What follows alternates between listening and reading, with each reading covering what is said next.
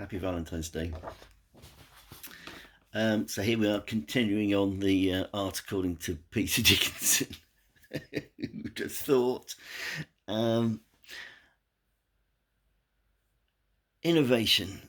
Um, for me, great art contains innovation, and you know, good art not necessarily, but great art does, and that makes it a very hard thing to achieve. The same is true in any sort of discipline, any sort of subject. It's harder now to take quantum leaps of innovation. You're sort of making incremental gains, um, small adjustments that improve something or change something. It still requires courage, um, but to make a quantum leap when there's so much invested, so in order to gain that position, either personally or macroly with investment and time, that's a challenge, and it's tough, and to be truly innovative is a difficult thing to do. But for me, great art requires that, um, and that's the same in any discipline. Um,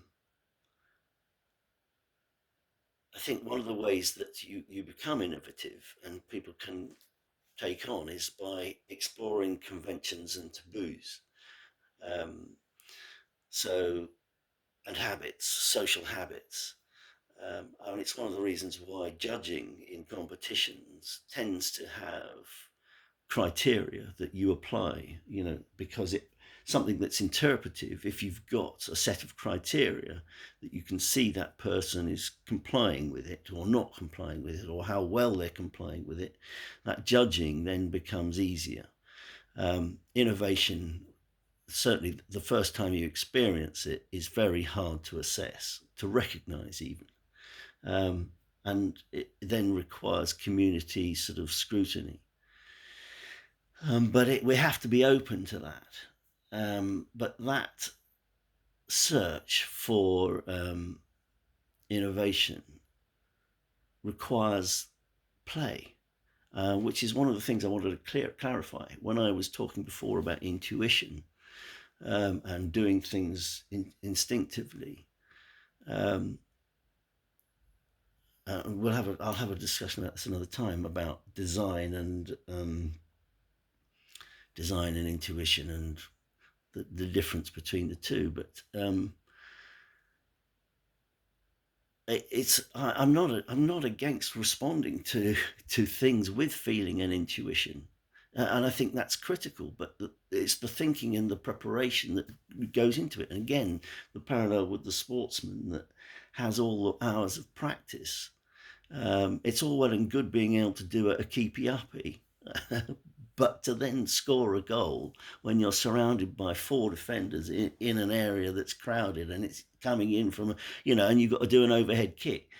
That intuition is so well trained, so informed, and about spatial awareness.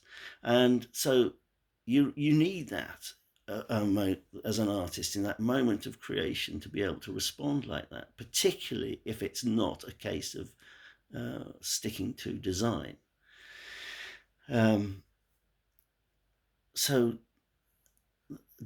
trying to be innovative by questioning conventions and taboos and habits and cultural norms is often a way that you can contest those things, because they close in on you. And again, one of the reasons the artists are able to do it is that they're sort of looking to get us to question the world that we are in. However, with art, I think this is one of the reasons why painting was declared dead, was that it was deemed to have sort of had its day as a way of getting to view the world, to express how the world is, as a 2D sort of way of communicating ideas in a sort of traditional form of brush paint and all the rest of it. It was considered limited, given all the various means and also the changes in the world around us. And I think this is one of the reasons why we now have a lot of narrative works of art, where it is your circumstance that is the key. So whether you're a refugee wanting to draw attention to your circumstance, or you're a feminist fed up with the patriarchy, or you're an environmentalist, the thing that's driving that is the subject of your circumstance. The innovation in terms of the art form, when there's a whole series of other things to take into account, is difficult. And I think there's certainly that to draw attention to those circumstances does require courage often, but the actual art that's made is not often innovative.